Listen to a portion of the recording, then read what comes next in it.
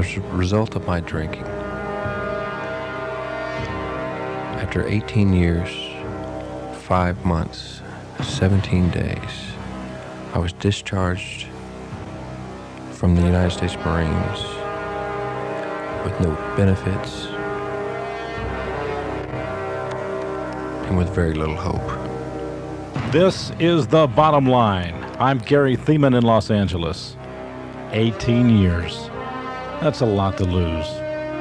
Alcohol has robbed many career military men of their retirement and other benefits.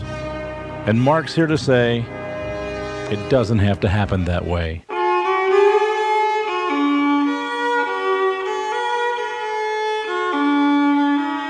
My name is Mark, and I'm an alcoholic. And I'm from Pine Bluff, Arkansas. My first recollection of beer of alcohol is when I was 4 or 5 years old, sitting on my father's lap, and I can vividly remember the bubbles in the glass and the condensation on the glass. But my first real drunk was when I was in high school, and my friends, I was working at a gas station, and my friends were throwing a party after work, and they had filled the grease pit in the gas station up with beer and wine, and of course there was drugs there as well. But that was my first drunk, and the reason I remember that one so much is because of the feeling that it gave me. I felt a sense of power, and I felt in control. When I got home from that evening, from that drunk, this sense of power and this sense of being in control, I lost it all because I couldn't walk through the doors. I remember getting very ill, and I can still smell the vomit, and having to clean that up so my mother wouldn't catch me. See, I was very sneaky and devious at that age and didn't know it. But from that first drunk in high school, that led me to drinking at football games and going to bootleggers to find alcohol, because I was it let me fit in when I was in high school, and I found a group that I could relate to. I related to those guys until I got tired of them. When I got tired of them, I found a new group that I could relate to. So in the 11th grade, at age 18, I joined the Marines. And in the Marines was the perfect place for me to drink. I immediately deployed overseas back in '73 when I first came in. Was stationed in Iwakuni, Japan, and of course with the bars and the attitudes of the people just coming out of Vietnam, and it was party. Life's too short, let's go. Which was great for me because I didn't plan on living a long life anyway. But after 19 months of living that way, of constantly drinking every day, I came back to the States, and once back in the States, I found it hard for me to fit in with everyone back here. So I found someone else. I found it hard to fit in because I couldn't do certain things. I couldn't manage my money. I never had enough money to buy booze.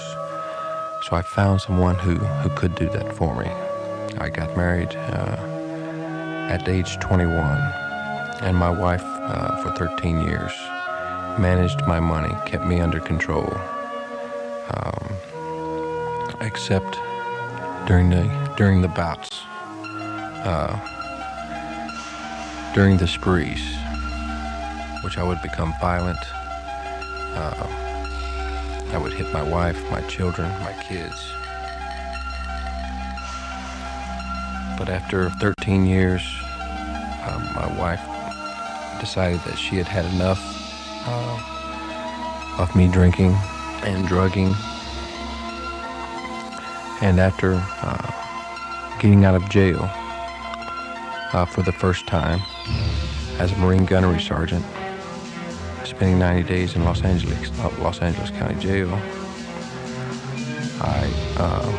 she divorced me. She left me. So my drinking increased again. I was on my own again. I was on the run again. I was drinking at stopping off after work, drinking in the Staff NCO club. I was at my favorite bar in San Clemente, California. Then Saudi Arabia came up. We deployed to Saudi Arabia in the 3 days prior to us deployment. To the deployment was a constant drunk for me and another sergeant major, a friend of mine. Because we knew once we got to Saudi Arabia, we weren't going to have any alcohol. But when I got to Saudi Arabia, and without alcohol, I noticed that my body was going through some changes. And I was numb all the time. I didn't know why. And so the Navy doctors didn't know why either. So they medevaced me back from Saudi Arabia to see some neurologists back in the States, back at Camp Pendleton. And all during this time, no questions would ever come up about alcohol or drugs. But that was the time that I got my first DUI. Was on the military installation. And that first DUI got me into the Naval Treatment Center at Camp Pendleton. And of course, at that treatment center, I was in complete denial at that time.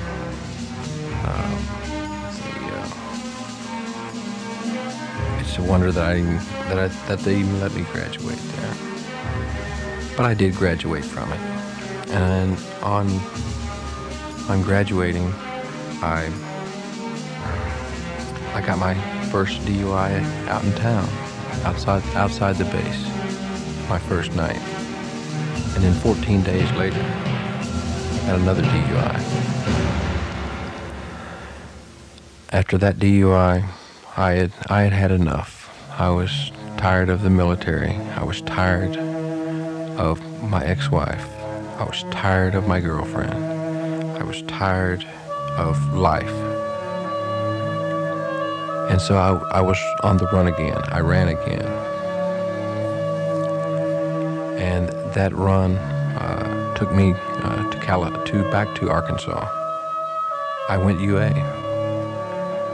With $450 in my pocket, I went UA. Got back to Arkansas, and within 30 minutes, within 30 minutes of me getting into town, I was in a bar, at a bar stool, telling everyone I was retired, and was with some girl in the back room putting cocaine up my nose this time.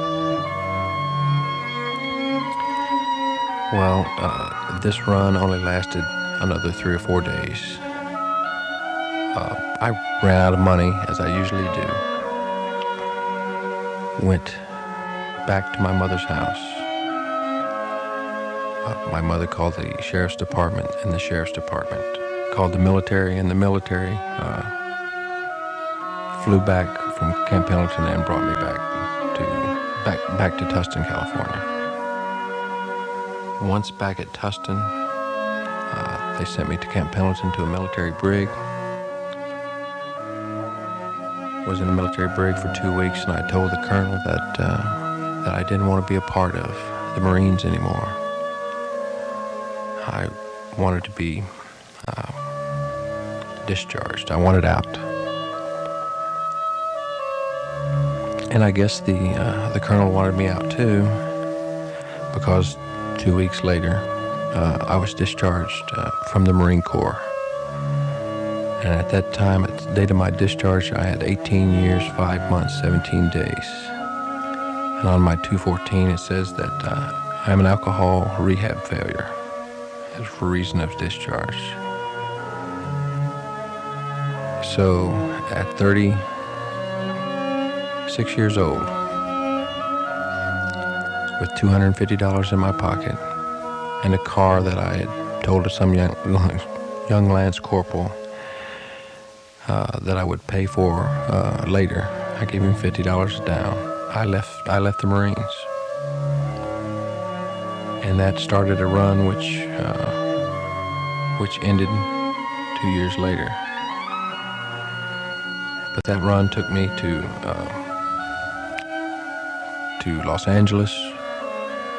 From Los Angeles, I was doing cocaine at my brother's house with a 16-year-old girl, thinking how insane this was when people are going to work and I'm driving to Los Angeles to buy cocaine at 6 a.m. in the morning after being drunk all night. And I left California, went back home to Arkansas, and found just the same misery again in Arkansas, and ended up stopping in New Orleans, Louisiana. I met a lady at this job who was in the program, and I knew that I could not drink the way I used to drink. I didn't want to go to jail anymore. I didn't want to drink the way I used to drink. The first thought I even had of that seed that was planted back in the Naval Hospital was that I had to go to Alcoholics Anonymous, back to Alcoholics Anonymous.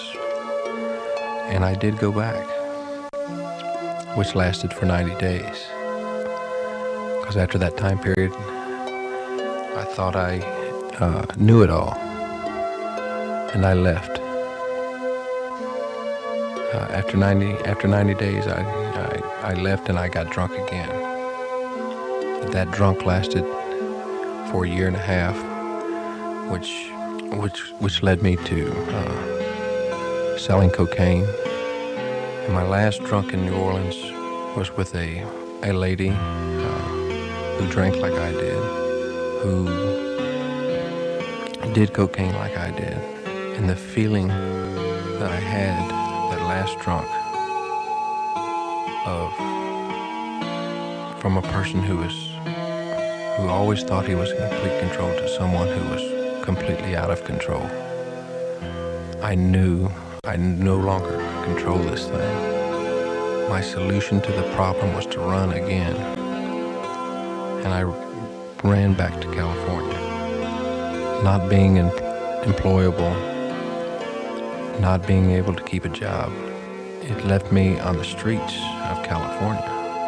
Put me on welfare. No clothes, no money, no food, no shelter. And the only thing that I could do, that I could remember to do, is I wanted help. I really wanted help this time.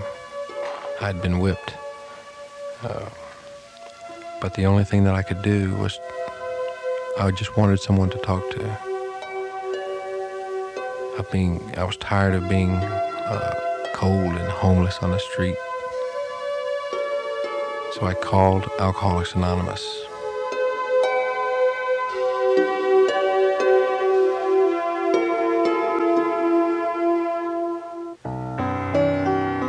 Thanks to the recovery hospital at Camp Pendleton, Mark was aware he could get help if he would just ask for it. But as with most alcoholic addicts, it takes an unconditional surrender. And the lady at Alcoholics Anonymous, asked me to come by the central office and have a cup of coffee and talk. And from that talk, within 30 minutes, I had a place to sleep and a place to eat and a place to start again. And the only requirement was for me to stay sober. I had to work the program, and I had to work the steps, and I had to read the book, and I had to find a sponsor. Once I started doing those things, things started changing for me. Once I started working the steps, through working the steps, I started getting some peace, and I could see that, and I could feel it. But there was pain also through working the steps. But there was growth as well for me. God works through people, and through people working a program in Alcoholics Anonymous, Mark found his keys to the kingdom. I have a God of my understanding, who's a very loving person, a very giving person, and who's loved me when I'm unable to love myself. But I'm starting to feel whole again. I like to think that just a few weeks ago that through the death of a friend of mine, that I've had what I call my spiritual experience. And this friend of mine, she had 12 years sober, and I knew her only for a very short time. But through her death, a lot of people would read the keys to the kingdom. And after all these years, it finally dawned on me what keys to the kingdom that I have in my hands, and all I have to do is unlock the door. And those are the keys to the kingdom of heaven. And I know if I do this thing one day at a time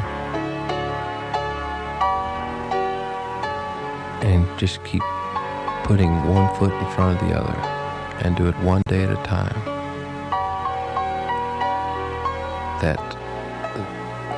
that I will go to heaven, that I will make it to the kingdom.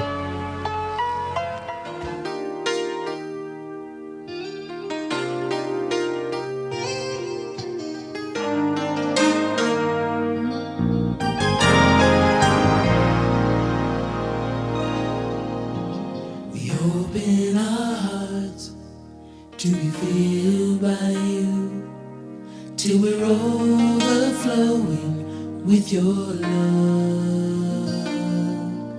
Our only desire is to be more like you, so when others see us, they'll see you. I'll recommit my life, 'cause you paid the price. Know everything you gave me, I'll give back to you. Oh, and this time, made up my mind to serve you, Lord. I'll give my life to you. This time, I made up my mind to serve you. I recommit my life back to you.